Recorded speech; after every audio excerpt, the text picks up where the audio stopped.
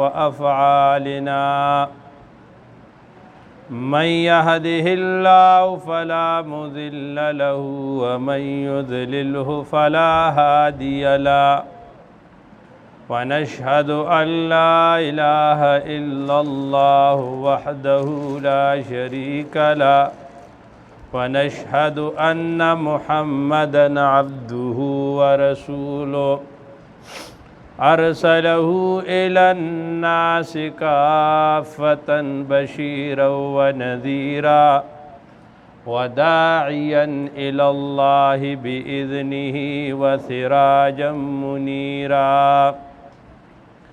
أما بعد فأعوذ بالله من الشيطان الرجيم بسم الله الرحمن الرحيم يا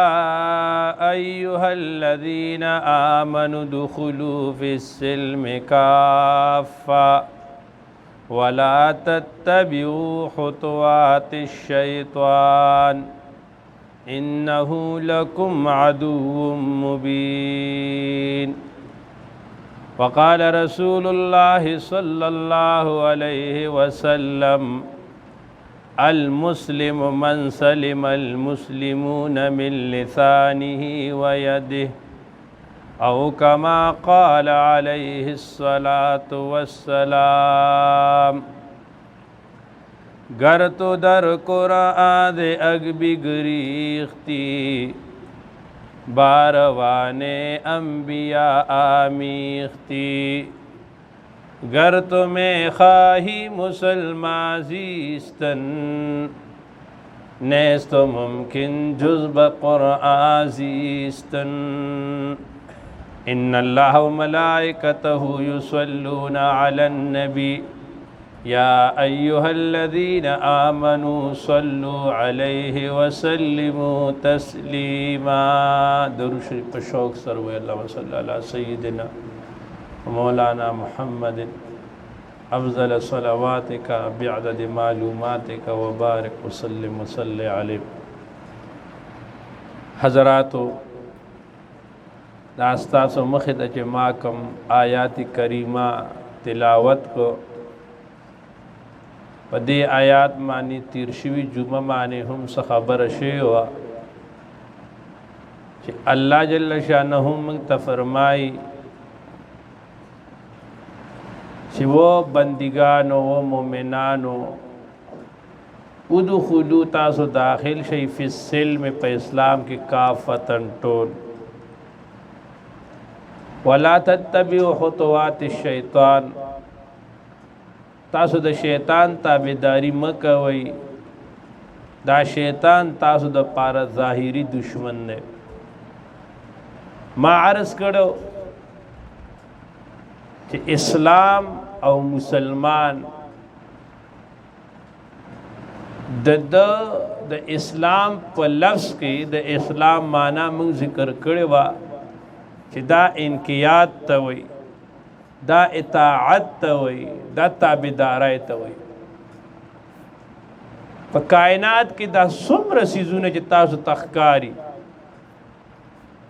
دا څومره مخلوقات دي حقیقت کې دا ټول چې کوم دی نو دا مسلمانان دي دا ټول منقاد دي الله تعالی ته دا ټول تابعدار دي الله تعالی ته. نو د اسلام که یو سړی د اسلام نه مخ اړی نو دی په حقیقت کې د تمام کائنات د دې اشیاو نه د هغې نه انکار کوي حتی د خپل جسم په دې کې چې دا کوم اعضا دي د هر عضو یو کار مقرر دی دننه په جسم کې معده ده پړپوس دی رګونه دي دا هر یو د الله په امر باندې منقاد دي تابع دي د اکس کوي چې الله دی له ډیوټي لګولې ده او چې د اسلام نه انکار کوي د خپل اعضاء نه انکار کوي د خپل اعضاء اول گواه دي دا عربی شاعر چې وفي كل شيء له آیت تدل علی انه واحد. پر یو سیس کې د الله د وحدانیت هغه نښې دي. نو اسلام دا په حقیقی معنو کې د الله تابعداري او د الله انقیاد او د الله اطاعت دی. او په اسلام معنا چې لا اله الا الله محمد رسول الله دی وی اسلام ته داخل شوی، د دې معنا دا شو چې ستا خپل خود مختاری دا سلب شو، دا ته چې ستواجه دا زما دي دا ستا نه دي. دا موږ چې په کوم سيزونو باندې دعوی کوو دا زموږ نه، زموږ خپل جان هم دا زموږ پوره نه دی، دا هم د الله په اختیار کې دی. لہذا چې موږ د اسلام دعوه کوو نو بیا دا لازمه ده چې زموږ خود مختاری دا د سلب موږ د الله او د الله د رسول د احکامو پوره تابع شو، او کنه موږ تابع نه یو. لکه یو سړی ړوند دی، هغه ته هېڅ نه ښکاري او هغه دا دعوه کوي چې زه بینا یم ما ته هر څه ښکاري،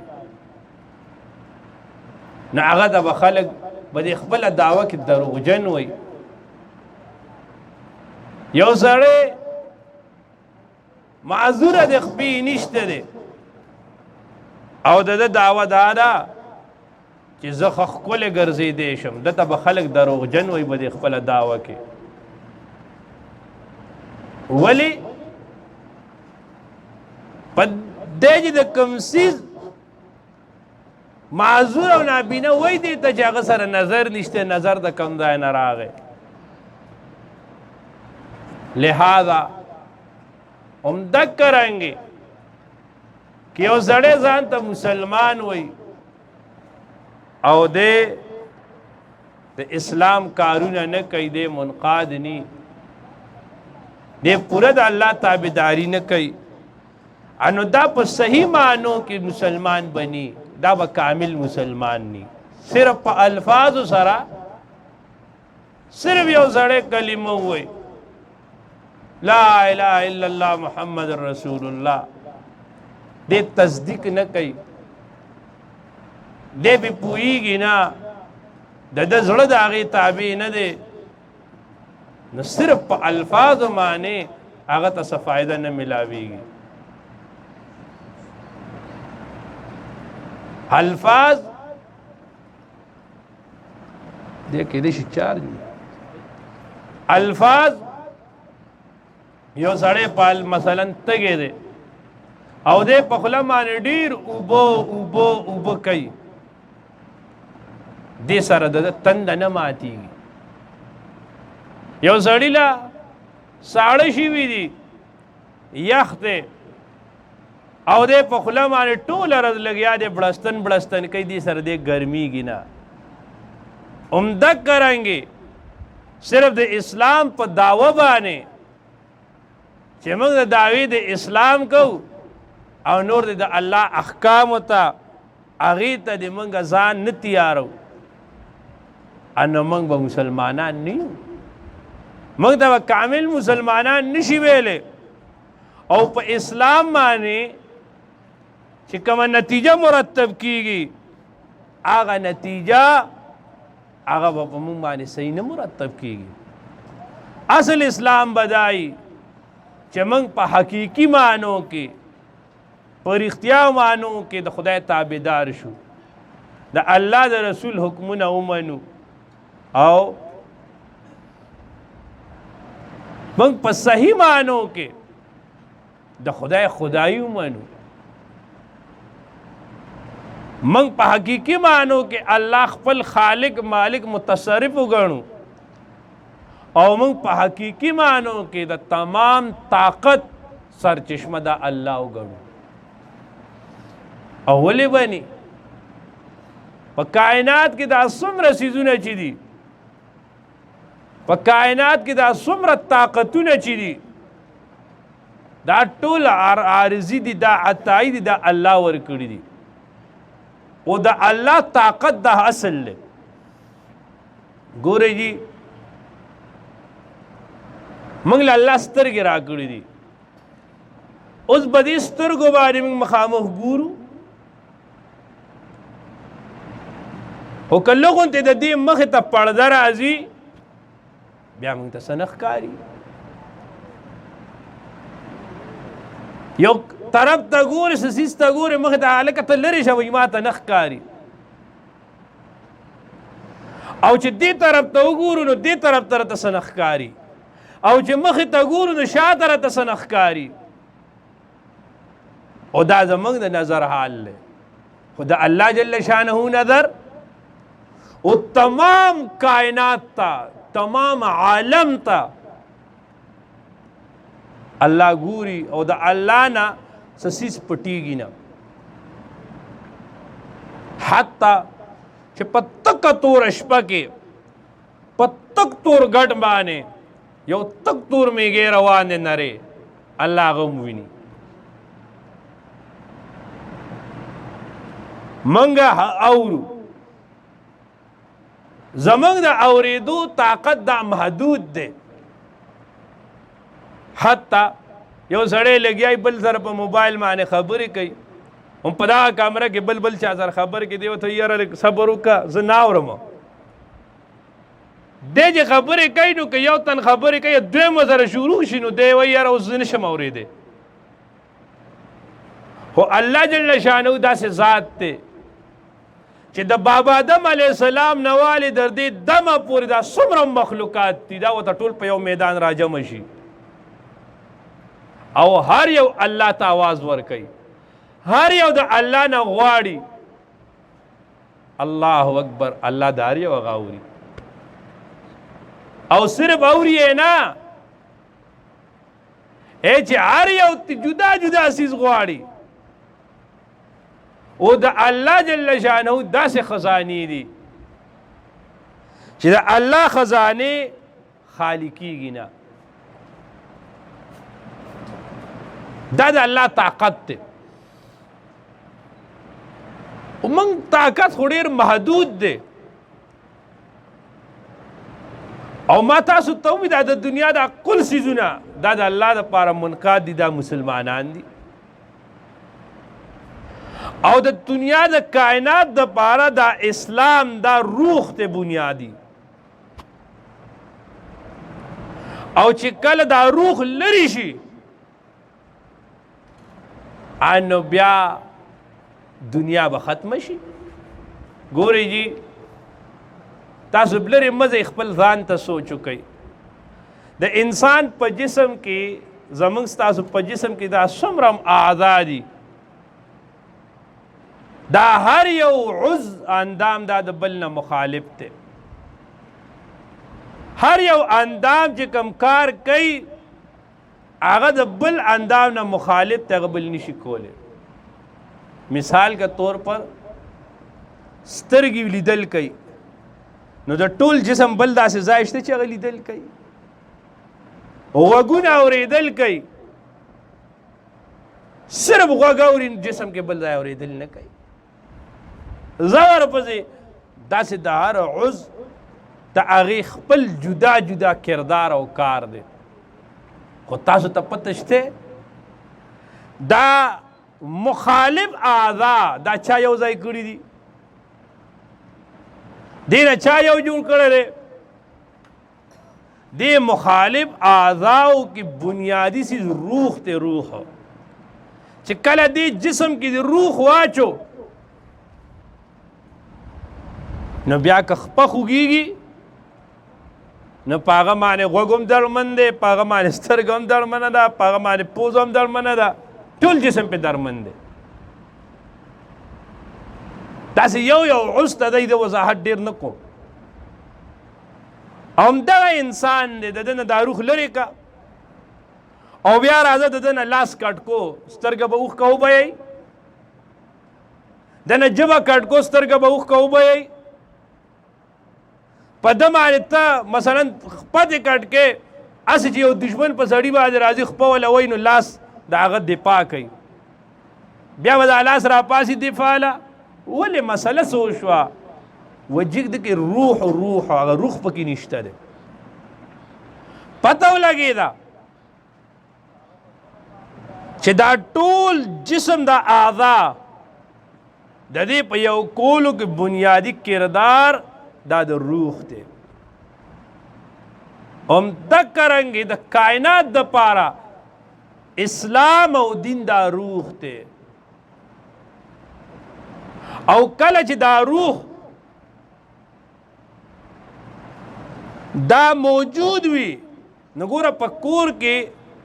د پلار ځان له مقام دی هغه جدا مرتبه باندې لګیا دی، د لور ځان له دی، د رور ځان له دی، د خور ځان له دی، د ښځې ځان له دی، هر یو په جدا حیثیت باندې لګیا دي. خو دا دی کې دا یووالی او اجتماعیت چا چولی دی؟ دا اسلام چولی دی. اسلام یو داسې بنیادی سیز دی چې دی ټولې یو کړل، دی ټولې په یو بل باندې درمن کړل. او دا نبی علیه السلام چې وایي چې مؤمن چې دی که جسدن واحدین د دې مثال په شان دی، یو جسم دی. که چېرې د ده په سترګو کې درد دي نو د ټول جسم هغې سره درمني. دا نه چې سترګه درد تیروي او نور جسم په آرام ویده دی. او چې په کم ځای کې جي اسلام نشته ده، لکه څنګه د انسان د جسم کې روح نشته ده، نو که ته ورته اکسیجن ولګې او ته ورته پمپ ولګې او دته هوا دننه کې، اوس به د جسم لا فایده ورکي؟ اکه هوا ده، اکه ځي. همدکه رنګې د دنیا د دې نظام نه چې د دې نه اسلامایزیشن لرې کې او هر یو ازم هر یو نظام ورته وردننه کې، او بیا سسټم روان دی. دا دنیا کې چې دا کم امن او څه جوړ دي دا بنیادی طور د اسلام د وجې نه جوړ دي. دا اسلام ته لرې کا بیا خو حیوانیت دی. سموده مخ کې په دې امریکا کې وایي یو کیس راغی او هغه کیس هغه چې کوم دی نو عدالت ته لړ او د امریکي میډیا هغې ته کوریج ورکړه، دنیا کې ماخور شو چې یوه مور وه هغې په عدالت کې کیس داخل کړ او د هغې دعوه چې زه بوډای ښځه یم، زما خاوند نشته دی، مړ دی، او زما یو بچی دی، زما یو زوی دی، هغه ما سره په کور کې پاتې کیږي. او دی چې کوم دی زما دی زوی ځان سره یو سپی ساتلی دی او زما دا زوی ټوله ورځ دې سپي سره لګیا دا خدمت کوي او زما په زړه باندې چړې راښکلی شي زه وایم چې دی ما سره 15 منټه کښېني. نو هغې عدالت نه دا استدعا وکړه چې زما دې زوی ته د عدالت دا حکم ورکړي چې دی د سپی ساتي خو لکه دی د مال هم ټیم راکوي، ما سره دې هم کښېني. عدالت کې سبق کې شروع شو، وکیلان دواړه راتلل، آخره کې چې جج دلایل واورېدل نو فیصله به دې وشوه چې چونکې دا الګ چې کوم دی نو دا سپی د خپله راوستی دی او دا سپی د په خپل اختیار باندې راوستی دی، د لوی کړی دی. د دې سپي خیال ساتل او ذمه داري دا به دې الګ باندې لازمه ده. او هر چې دا مور د په اختیار باندې نه ده، لہذا که دی وله خپله ځي عدالت په ده باندې دا کار نشي لازمولی، دی به همدقه د خپل سپي خدمت کوي. دا فیصله ولې داسې راله؟ دا مور ولې داسې په سرو سترګو جاړي؟ ما تاسو ته ووي بل ازم چې وردن نه کوي او هغه ازم چې کوم دی هغې سره کامیابي نشته دی. په دې کائنات کې زموږ ستاسو په منځ کې دا رشته دارۍ، دا محبت، دا دوستي، دا تعلق دا د اسلام په بنیاد باندې دی. الله جل شانه فرمای ان الذين آمنوا وعملوا الصالحات، بشک هغه کسان چې هغه ایمان راوړل دی، هغه کې ایمان او د اسلام دولت شته، او عمل الصالحات نیک عمل کوي، سيجعل لهم الرحمن ودا، زرد چې الله به وګرځي د پاره د هغه محبت، هغه په خپل مابین کې به یو بل سره مینا الفتی عظمت وي د یو بل. دا زموږ په معاشره کې دا د یو بل قدردانی کیږي، دا یو بل سره محبت ته، دا یو بل سره مینا ده. دا په کم بنیاد ده؟ دغه اصل بنیاد دا اسلام دی او دین دی، او دا الفت او مینا دا الله تعالی جوړی دی. قرآن مجید کې الله جل شانه فرمای نبی علیہ السلام ته پیغمبره که به صحابه باندې تا دا ټول دنیا خرج کړي وا، نو ما علقت بین قلوبهم، تا به د دې په زړونو کې الفت او محبت دا نو اچولې، بلکې د دې په زړونو کې دا الفت او محبت اچولې دی دا الله اچولې دی، او د اسلام او د دین په جذبه باندې اچولې دی. او د اسلام او د دین داسې جذبه ده، ګوره په دې دنیا کې کافر لورشه هر سړی الته هغه د انانیت په زور باندې لګیا دی، هغه وایي زه دې اوچت شم که بل مړېږي مړ دي شي. او په اسلام کې او په دین کې چې کوم ځای صحیح اسلام او دین دی، په هغه ځای کې ځان خلک کاپیا کی، خو بل مسلمان رور هغه ته اوچتوالی ورکوي. د جنگ یرموک واقعه مشهوره ده، تاسو به بار بار اورېدلي چې د یرموک په جهاد کې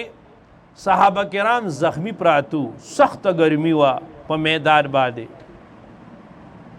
او قریب الموت نزعه وا. یو صحابي आवाज وکړو چې تږی یم اوبه راړئ، بل چې واورېد نو هغه وله په جام کې اوبه راړې، چې د ده خوا ته یې جام راړو نو خوا کې بل اصحابي هغه آواز وکړو چې زه تږی یم، هغه غلی وړو، چې هغه خوا ته یې وړه نو هلته بل آواز وکړو، حتی داسې مسلسل څو کسانو آوازونه وکړل، خو چې اخري ته یې وړه هغه ویې نه هغه ړومبي له وړئ. نو کله چې جلاد سټیم دی شهید کوی سټی ته وو، نو دا ابوالحسن نوري رحمت الله علیه دا پکې مشر بزرګ و، نو دی په لومبي نمبر کې ودرېدو، او د هغه باچا د هغه ذهن دا و چې یاره کیدی شي چې دی رستو شي، انو زبا دی چې دا نور وویني نو د زړه کې به څه راشي، نو بیا به زه به ورسره هم نرمي وکړم. نو هغه ټایم کې څه بانه مانه جوړه کړه، یاره دا ځای ټیک نه دی، بل ځای ته یې بوځئ. و چې بل ځای ته یې بوتلل، هلته چې بیا جلاد ته دی په نمبر ودرېدل، نه ابوالحسن نوري رحمت الله علیه دی ورته ړومبی ودرېدو، چې دی ورته ړومبی ودرېدو، انو باچا یې وخت ورته بیا کتل، نو جلاد وی چې یاره داسې چل وکئ. باچا ورته جلاد ته وی چې ته صبر وکړه، دته آواز که ځای وله بوته، ورته یې ما ته دا ووایه چې دا ته هغه ځای کې هم په سر کې ولاړ وې، اوس بیا هم سر کې ولاړې، انو ما خو چې تا ته به لږه مکمل اوشي. هغه ورته یې سیوا هغه ځای چې ولاړم زه په خپل اختیار ولاړم، او دلته چې ولاړم هم زه په خپل اختیار ولاړم، او زما بنیادی مقصد دا و چې یاره جلاد چې کله توره چلی وجل کوي، نو چې ما اول وجي ما اول شهید کی، نو زما دی نورو ملګرو ته به د ژوند څه حصه موقع به ورته سیوا میلاو شي او کیدای شي زما د وجلو نه پس په هغوی باندې رحم راشي نو هغوی به بچ شي ما ځکه دواړې پیرې ته ځان چې دی نو هغه مخکې مخکې کړو اوس دا خیرخواهي دا په بل ذب کې نه ده دا د څه د بنیاد نه ده او دا د اسلام نه ده دې د وجې خو نبي علیه السلام فرمایي چې الدین النصیحه دین چې دا سراسر خیرخواهي ده خیر دا په دین کې پروت دی حضرت ذنون مصری رحمه الله یو ځل روانو یو سفر کو په یو جهاز یو کشتای کې چې سفر کو نو په لاره باندې په کشتای کې چې دی څه ګوري چې بل غاړه ده بله کشتای را روانه ده او په هغې کې څو نوجوانان دي او هغوی ځان سره څه تورای باجي ایښي دي او هغوی چې دی نو هغوی چې دی نو هغه غږول مږول ساس کوي او د دی د کشتۍ سره خوا کې روان دي خو ګوري چې دا نیکان خلق دی ذنون مصری رحمت الله علیه دی هغه سره شاګردان دي مریدان دي او دی بیا هم د هغه د علم او د مقام او د مرتبې خیال نه ساتي نو ذنون مصری رحمت الله علیه تا خپل شاگردان او مریدان ورته وایي چې حضرت دا خو ډېر بې ادبه دي دا خو ډېر ګستاخه دي تاسو خو لاس اوچت کوئ او دی ته بددعا وکئ نو ذنون مصری رحمت الله علیه لاس اوچت کړ او وی الله څنګه د دا نوجوانان په دې دنیا کې داسې مست ساتلي دي او داسې خوشحاله دي ساتلي دي او دی مستی کوي او ګډاګانې کوي الله دی په آخرت کې د دې نه ډېر خوشحاله کړي دی له د آخرت خوشحالي د دې نه ډېره ورکړي هغه وی حضرت داسې وایي وایي نه ګوره الله په دی له خوشحالي چې د آخرت ورکوي نو لازمه خبره ده دی کې به تقوا پرهیزګاري او نیک اعمال راځي اوس دا خیر خواهی دا څه ښیي دا اسلام ښیي او دا دین ښیي حضرت علی اجویری رحمت الله علیه متعلق راځي دا په لاهور کې چې مزار دی او دایم دغسې په سین کې یو ځل لګیا او سمندر کې سفر کو چې سفر کو انو سر خرولو سر گنجیو نو پاک کشتای کې مشران وو نوجوانان وو معشومان وو خلک سفر کوي نو ځي نه هغې کې یو معشوم راغی نه هغه د علي اجویری صاحب کم سر چې نو په هغې باندې داسې لاس و او بل چې راغی نو هغه ولې په سر باندې ډب ورکړ اوس هغه خو خوند ورکړ نو داسې او درې څلور نور کسانو په اخره کې په کشتای کې چې دی نو یو لوی غوبل جوړ شو او کسان راځي او چې دی نو حضرت په سر باندې وایي و دغلته جو سره کم خادم او شاګرد نو هغه ورته وی حضرت دعا وکړه او دعا حضرت اجویری رحمت الله علیه لاس اوچت کړ الله چې ستا دا طاقت ته او ته اړول کې کشتای اړې نه خدایه پاکه زه تا نه دا دعا کوم په دې کشتای کې دا څومره خلک دي الله د دوی د زړه دنیا واړې د دوی د زړه دنیا واړې او ځان سره ولګي کتابونه لیکي وایي هغه کشتۍ کې چې څومره مزرات د هغې ټول الله صاحب نسبت وګرځول اوس دا خیرخواهي دا اسلام ورکوي د اسلام اصول لارې زما ټیپ قدبیږي ما ته نن یو ملګري سهار ټیلیفون وکړ نو ما ته وایي چې یاره جي او تپوس کوم ما یې وکړه نو وایي دا اوس دی چې دی نو وایي چې دا ملک ډیفالټ کېږي او وایي بجلي بیا دومره ګرانه کړه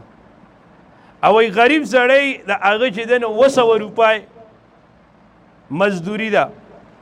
نو هغه به پای کې د بجلی بل څنګه ورکوي نو د هغه ټول معنا دا ولوی پریاد وکړه چې لکه د بجلی غلا د ماله جایز شي نو ما هغه ته ویې ګوره تعالی خو د بجلی غلا جایز نه ده مال د بجلی غلا جایز نه ده بل جایز نه ده ولی اول خبره دا ده نبی علیہ السلام انصارو ته ووي چې ان قریب دا وخت را روان دی چې په تاسو باندې به حکمرانان راځي هغوی به په تاسو